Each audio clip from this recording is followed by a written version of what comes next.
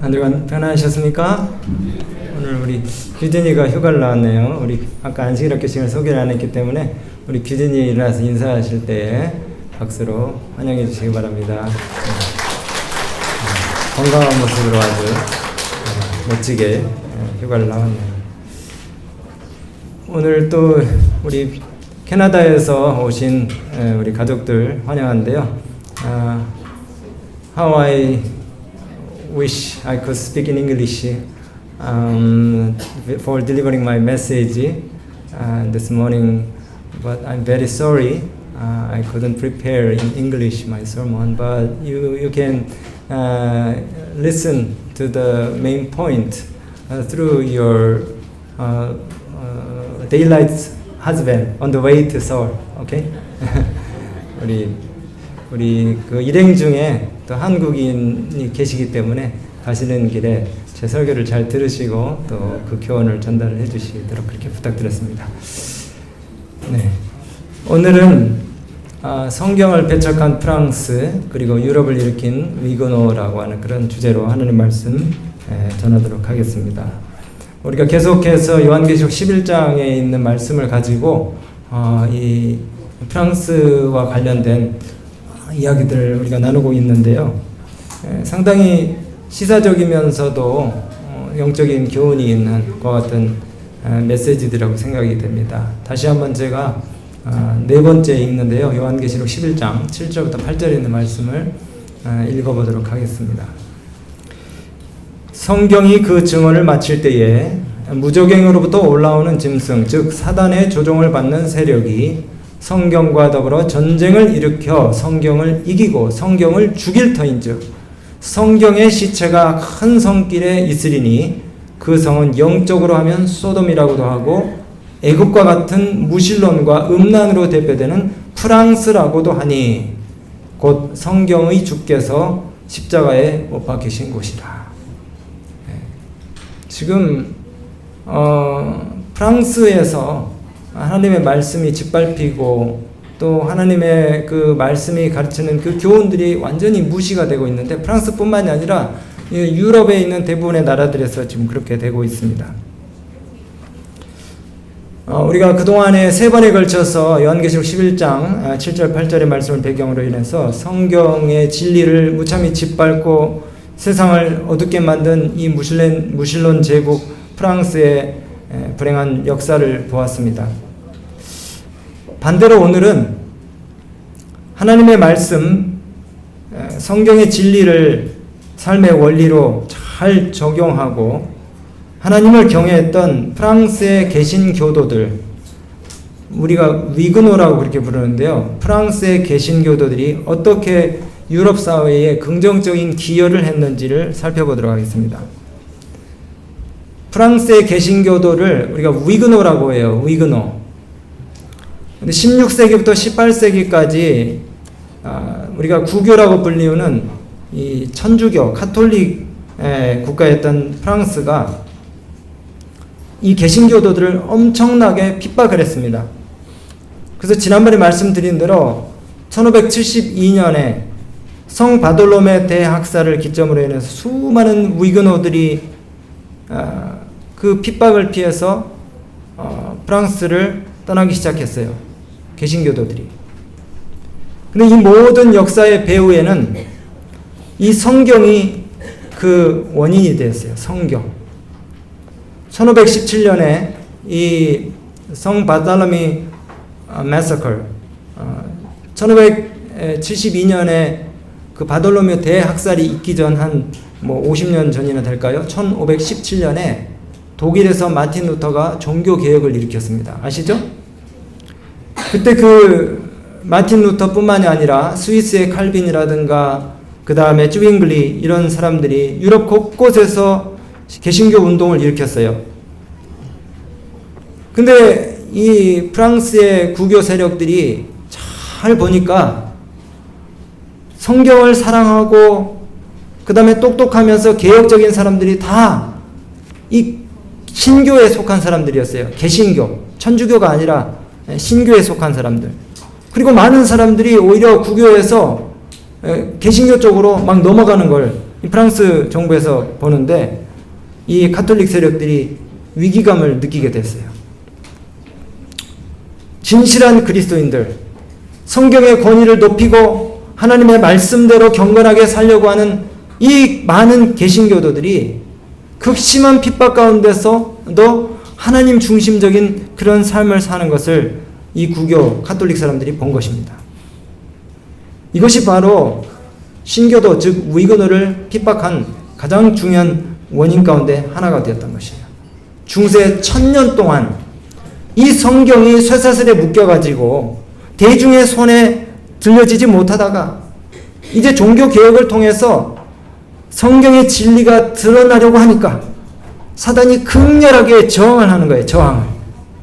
성경이 전파되고 개신교도들이 자꾸 숫자가 늘어나고 그 세력이 넘쳐나니까 프랑스 가톨릭 교회의 구 세력들이 화가 났어요. 이대로 둬서는 안 되겠다. 그래서 개신교의 씨를 갖다가 말려받아야 되겠다 그렇게 결심한 이 가톨릭 세력들이 1572년 8월 24일 날 가톨릭 성인 축제의 날 성 바돌로메 대축제일에 거짓 공포를 했어요. 거짓 공포. 자, 이제 우리 프랑스에서도 개신교 신앙을 자유화해 줄 테니까 성 바돌로메 축제일에 파리 광장으로 다 모여라.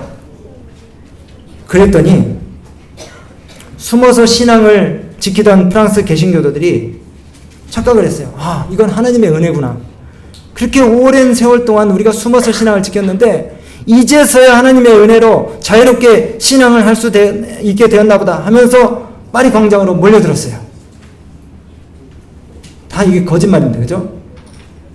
그래서 신앙의 자유를 준다고 해서 그들을 믿고 나온 순진한 그 위그노 교도들 그리스도인들이 모여들었는데 그만 군인들이 그 사람들을 갖다 싹 다 가두고 한 사람도 안 살리고 다 칼로 죽였어요.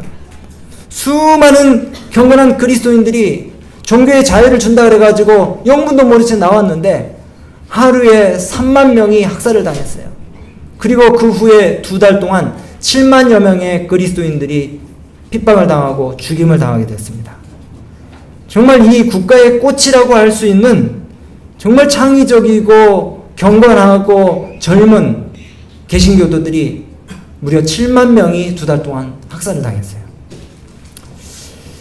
근데 여러분, 이 와중에 불행인지 다행인지는 모르지만은 그날 거기에 못 갔던 사람들이 있었겠죠. 파리 광장에 모이라는 그 소식을 못 들었던 사람들이 있었어요. 바빠서 혹은 지방에서 그 소식을 못 듣고 파리 광장에 그날 못 나간 사람들 가운데 목숨을 부지한 사람들이 있었습니다. 이 사건을 계기로 이 사람들이 그 나라에 살았을까요? 아니죠. 다 도망을 갔어요. 다 도망. 이 살아남은 위그노 교도들이 도보 해협을 건너서 대서양을 건너가지고, 도보 해협을 건너서 대서양 아니죠. 이 개신교 국가였던, 그 당시에 개신교 국가였던 영국으로 이민을 간 겁니다. 망명을 간 거예요. 어떤 사람들은 스위스 제네바, 어떤 사람들은 독일, 또 어떤 사람들은 덴마크, 스웨덴, 멀리는 러시아까지 이 위그노들이 유럽 각지로 흩어졌어요. 그 당시에 프랑스 인구가 1800만 명 정도밖에 안 됐는데 개신교 인구가 200만이었어요. 그 중에서 100만 명이 프랑스를 빠져나갔습니다.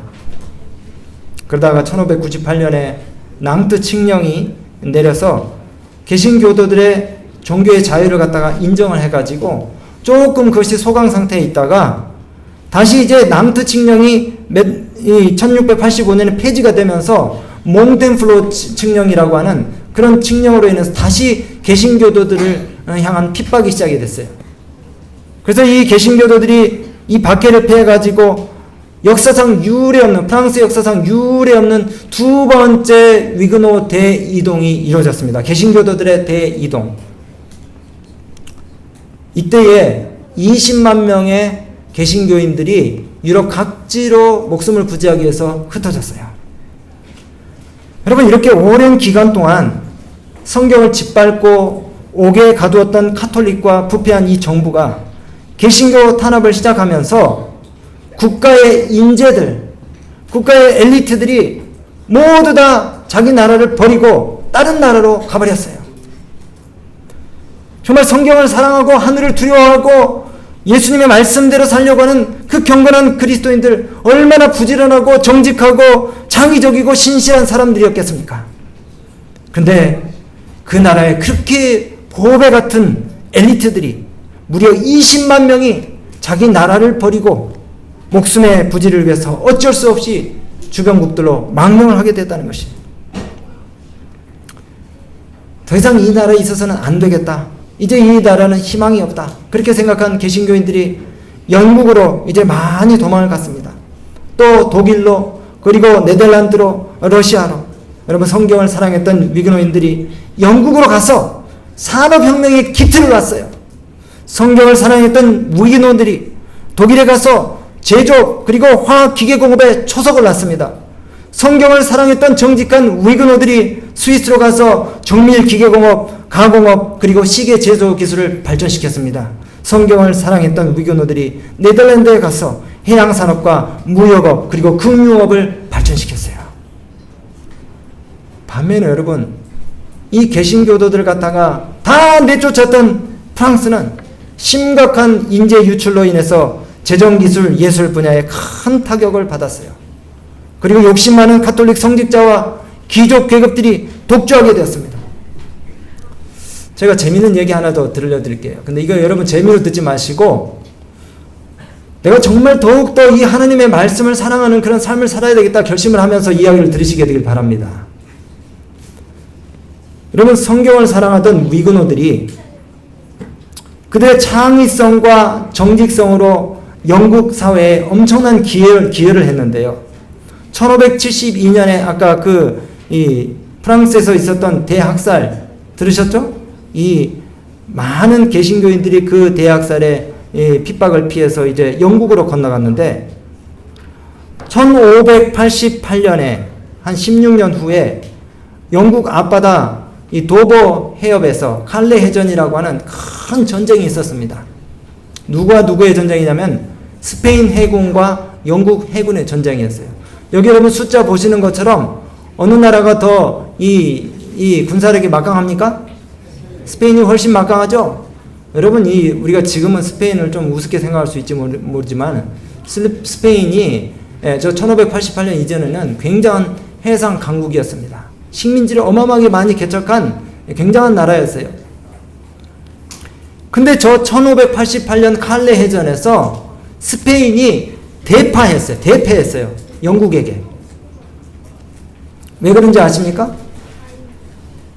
수적으로는 스페인이 월등하게 앞섰지만은 이 스페인과 영국 간의 그 해상 전쟁에서 이 무기가 영국이 훨씬 앞섰어요. 스페인은 청동 대포를 사용을 했고 영국은 철제 대포를 사용을 했습니다. 그 청동 대포는 사실 만들기도 비싸고 그 다음에 이게 성능이 철제 대포만 못해요. 근데 영국의 그 철제 대포는 가볍기도 하고 그 다음에 싸게 제조를 할 수 있고 이미 영국이 이 철제 대포를 많이 유럽에 팔아먹어가지고 돈을 또 많이 벌어서 영국이 이제 약간 경제적으로 안정화가 돼 있던 그런 즈음이었어요. 여러분, 근데 그 역사의 평가를 보면은 이 전투에 있어서 아주 중요한 역할을 했던 철제 대포를 누가 만들었냐? 바로 프랑스에서 쫓겨나가지고 영국으로 건너간 경건한 그리스도인들 위그노들이 만들었다는 것이에요. 여러분, 이 위그노들이 정직하고 그 다음에 성실하고 근면하고 거기다가 창의성까지 있어.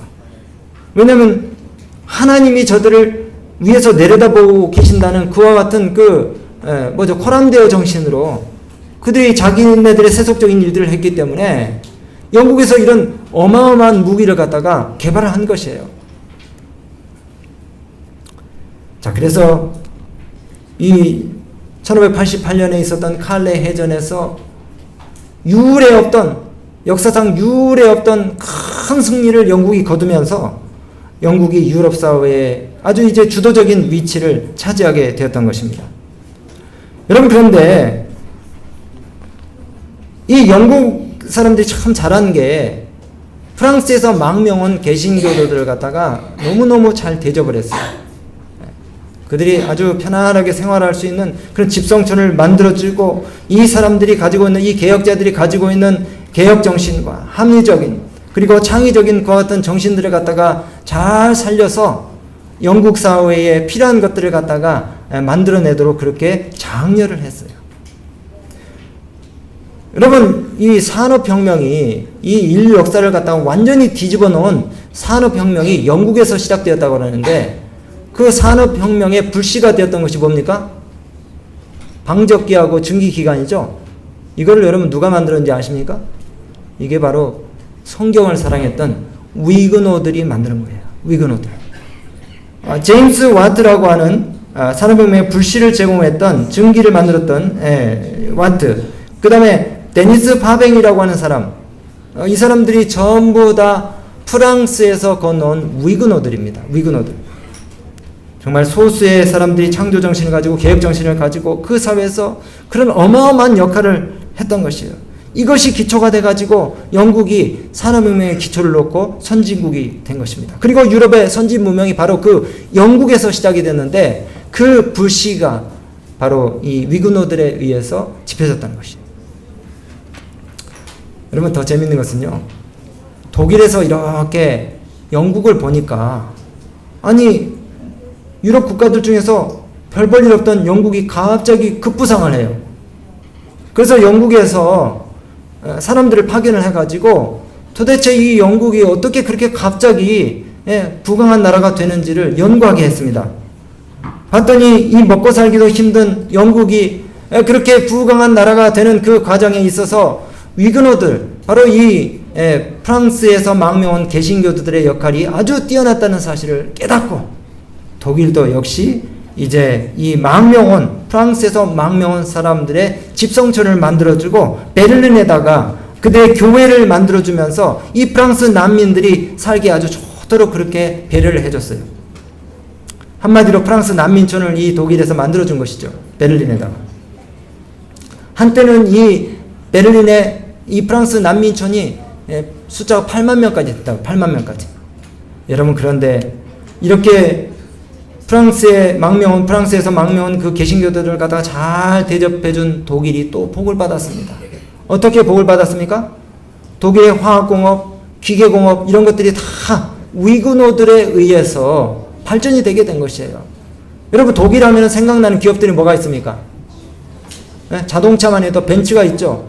그 다음에 또 뭐가 있습니까? BMW도 있고요. 그 다음에 또 저기 보시면 좀 지멘스, 바이에르라고 하는 또 제약회사도 있죠. 이 포춘지에 들어가는 어마어마한 대기업들이 독일에 있는데, 그 기업들이 전부 다 누구의 창조적인 정신에 의해서 탄생이 됐다고요? 위그노들.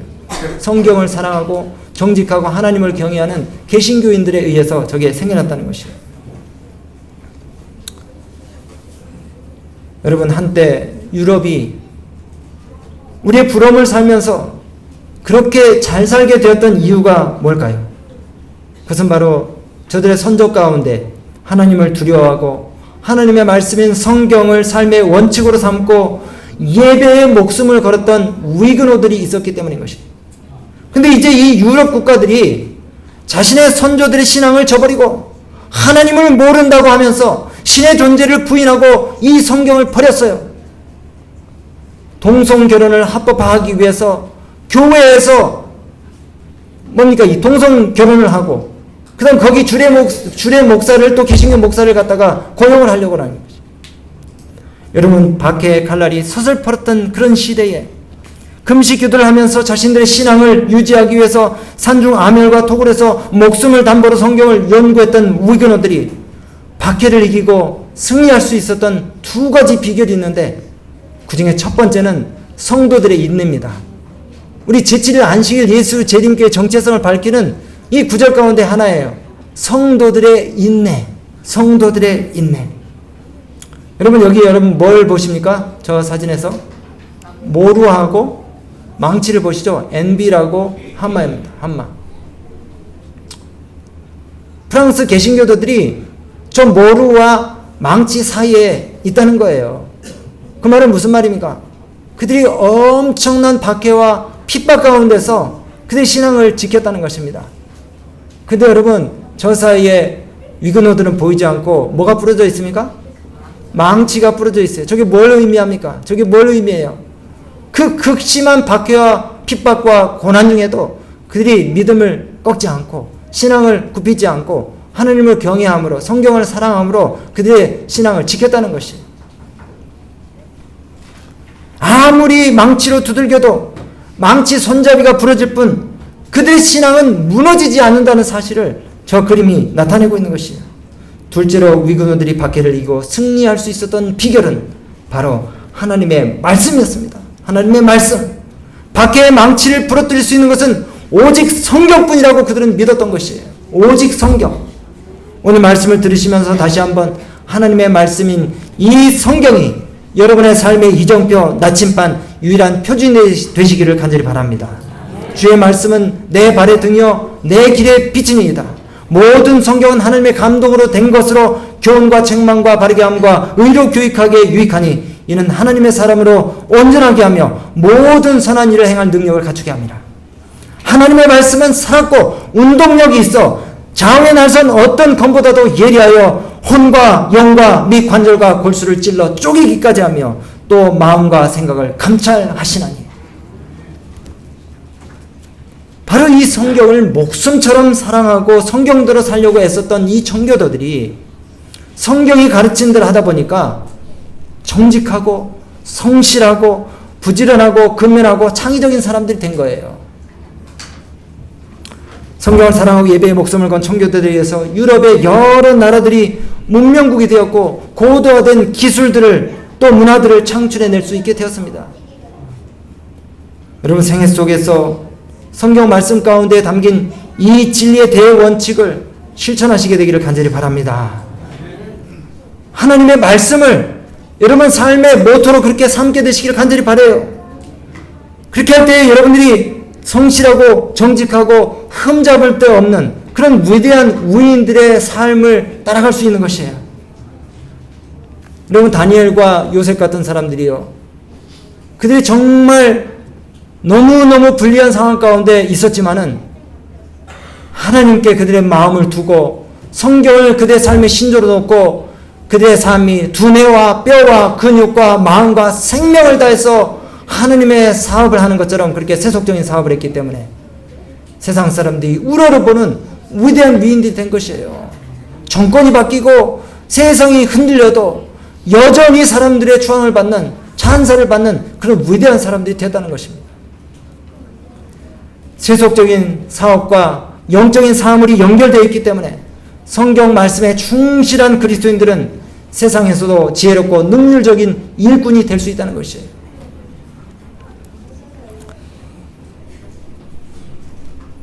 그래서 우리가 오늘 이 아침에 하나님 말씀을 기초로 해서 우리 자녀들과 함께 정직하고 근면하고 부지런하고 성실한 삶을 살도록 그렇게 결심해야 되는 것입니다.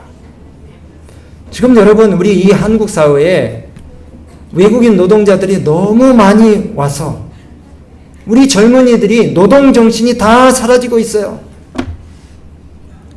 우리 어른들은 안 그러시겠지만은 애들이 길바닥에 떨어진 휴지 하나를 안 줍습니다. 세탁기 돌릴 줄도 모르고요. 아니 애들한테 우리가 야 네 속옷은 네가 빨아라 이렇게 안 가르치지만은 세탁기가 다 해주잖아요. 애들이 세탁기 하나도 돌릴 줄 몰라요. 뭐 다 그렇다는 건 아니지만 부모님 도와서 방 청소 한 번 안 합니다. 침대가 있으니까 자기 전 이부자리도 안 깨는 애들이 많아요. 정직하게 일함으로 적은 소득이라도 감사하게 여기며 성실하게 일하는 이 노동의 가치가 사라지고 야, 네 꿈이 뭐냐? 그러면 유튜버요. 유튜버 되겠다. 유튜버 되는 게 그렇게 쉬운 줄 아세요? 네. 그리고 유튜버 돼도 돈 그렇게 많이 못 벌어요. 구독자 수가 몇십만 명이 돼야지 돈 조금 법니다. 그리고 젊은 사람들이 주식 투자를 하면서 손쉽게 일확천금을 벌려고 합니다. 이 사행심이 우리 사회에 퍼져 있어요. 편만해요. 힘든 일을 안 하려고 합니다. 힘든 일을. 여기 앞에 밭을 좀 읽어가지고 멀칭 미니를 씌우려고 그러면은 젊은이들 입이 이만큼 나와요. 네. 대신에 우리 젊은이들이요, 한 끼에 50만 원씩 하는 오마카세. 오마카세 뭔지 아세요? 저도 잘 몰라가지고 오마카세 이 인터넷에 좀 쳐봤어요. 한 끼에 50만 원씩 하는 식사를 젊은 사람들이, 이게 좀 욕을 섞어야 되는데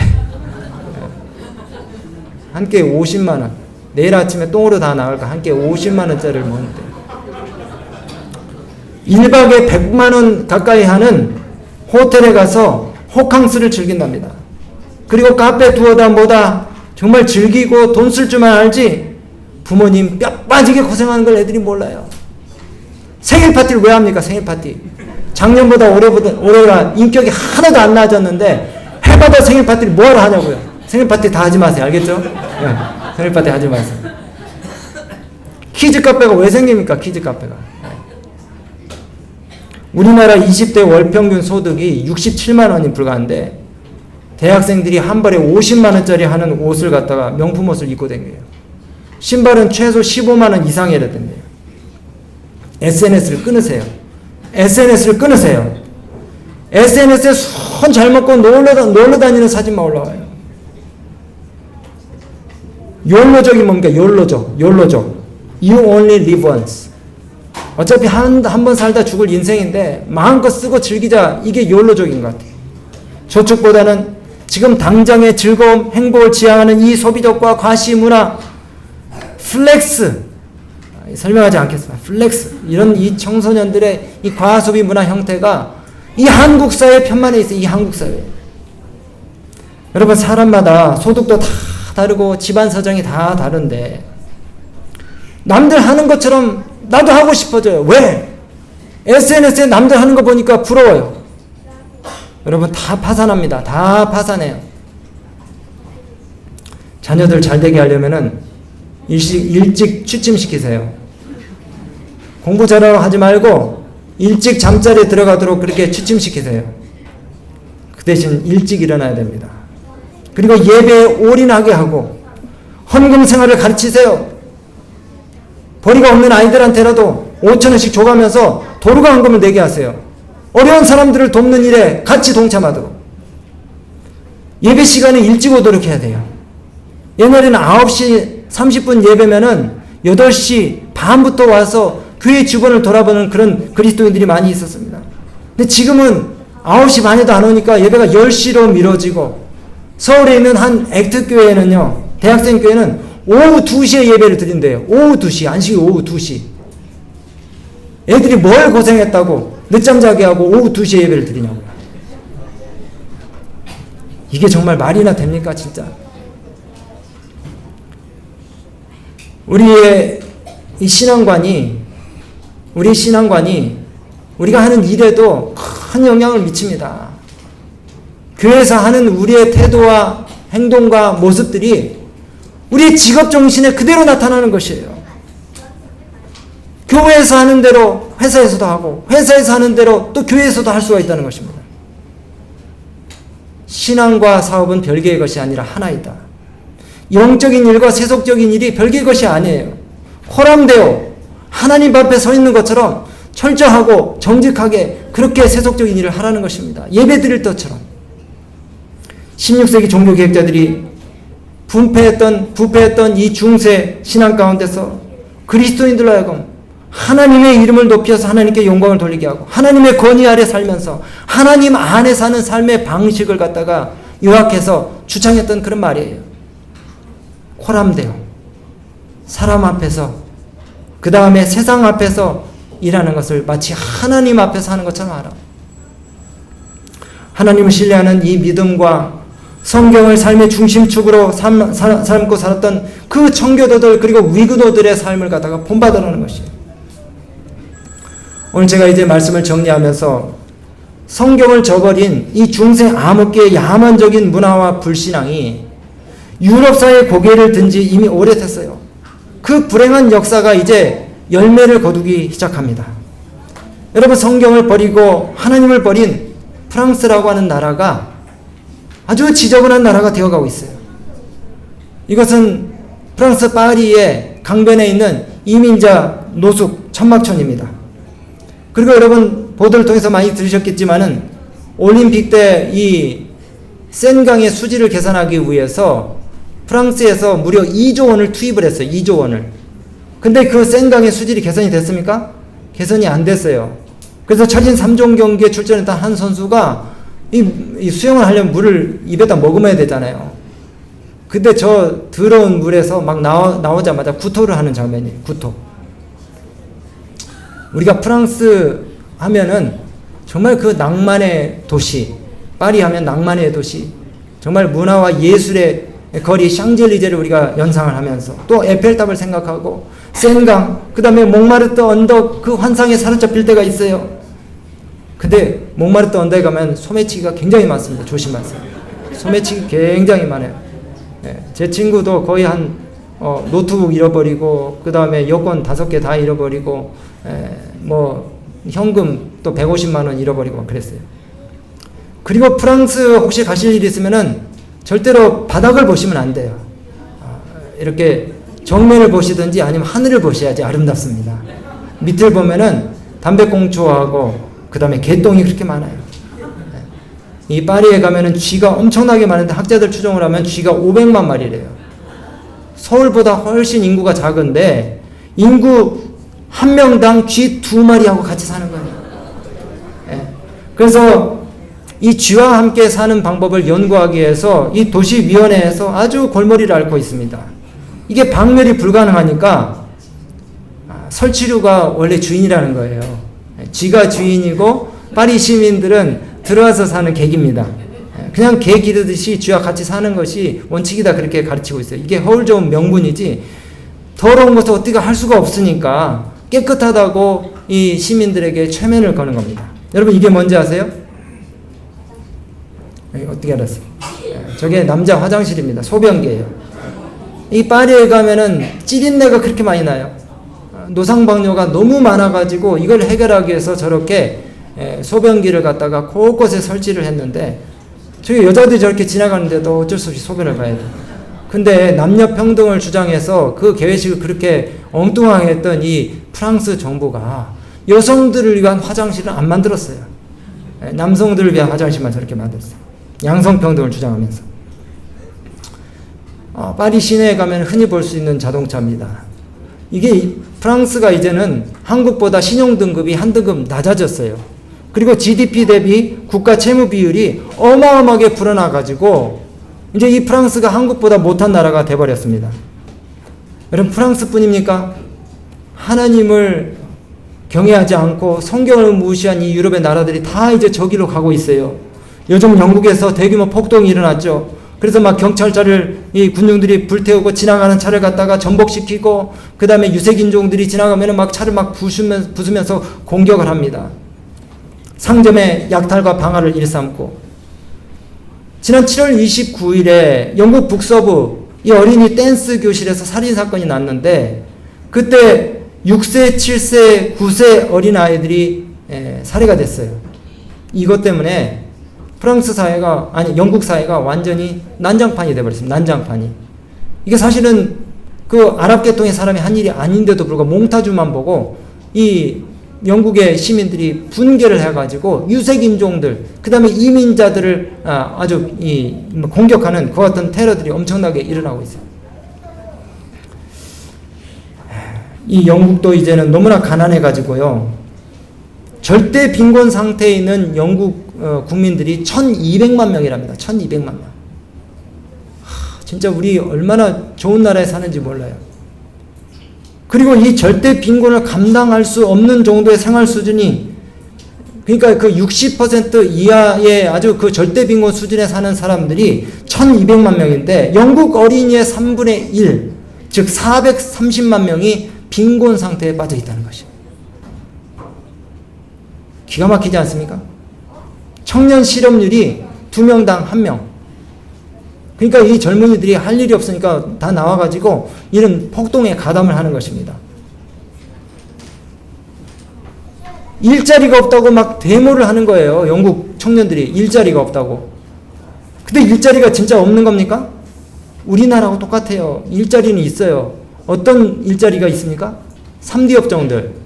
힘들고 더럽고 그 다음 위험한 일자리들은 얼마든지 있는데 그 일자리 누가 다 차지하고 있어요? 이민자들이 다 차지하고 있어요. 이민자들이. 그런데도 이 자국의 청년들은 자신들의 일자리가 주어지지 않는다 그래가지고 정부를 향해서 대보를 하고 폭동을 일으키고 불만하는 것이에요. 다 하나님을 부인하고 성경을 거절한 그런 결과들입니다. 우리나라가 똑같이 닮아가고 있어요. 젊은이들이 이 하나님의 말씀 성경을 제쳐두고 세상의 문화에 도취돼서 불규칙적이고 게으른 이 삶의 패턴을 따라가고 있어요. 자극적이고 본능적인 그리고 자신의 취향만을 만족시키는 사치스러운 이 문화에 잠식돼 가고 있어요. 젊은이들이. 외식과 카페 문화, 버는 것보다 소비가 많은 과도한 지출, 정말 꼭 필요한 것에 대한 지출이 아니라 타인의 눈을 의식하고 과시하기 위해서 경쟁적으로 하는 그런 소비 패턴에 젊은이들이 완전히 도취되고 있다는 것입니다. 여러분, 이 대한민국이요, 커피 공화국이 되어버렸습니다. 커피 공화국. 편의점보다 카페가 1.7배가 많아요. 우리나라. 커피 수입액이 무려 1조 원을 넘어섰답니다. 참 돈 없다고 징징대면서도 커피는 우리가 꼭 마셔요. 돈 없다면서 대중교통 대신 택시를 타요. 유럽의 문제가 바로 우리의 문제가 되어가고 있다는 것입니다.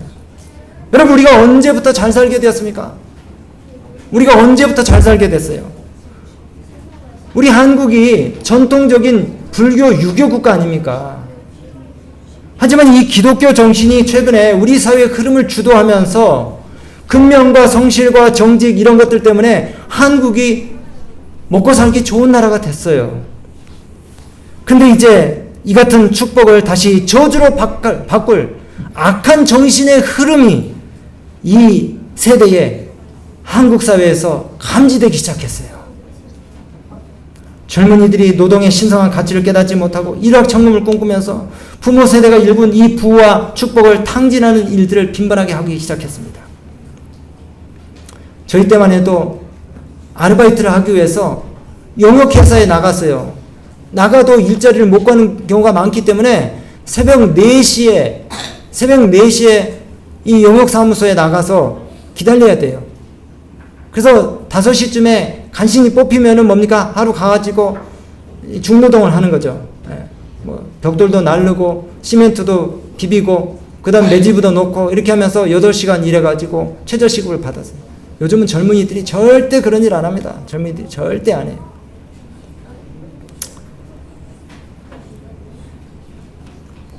이제 우리나라도 곧 유럽처럼 될 겁니다.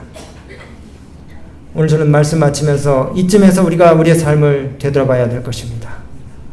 나는 이제 신앙생활을 도대체 어떻게 할 것인가? 나는 정말 내 삶 속에서 성경의 지도와 인도를 따르는 그런 삶을 살고 있는가? 내게 하나님과 성경을 아는 지식이 있는가? 나는 하루에 몇 분 정도 하나님 말씀을 묵상하고 내 자신을 돌아보는 그런 삶을 살고 있는가?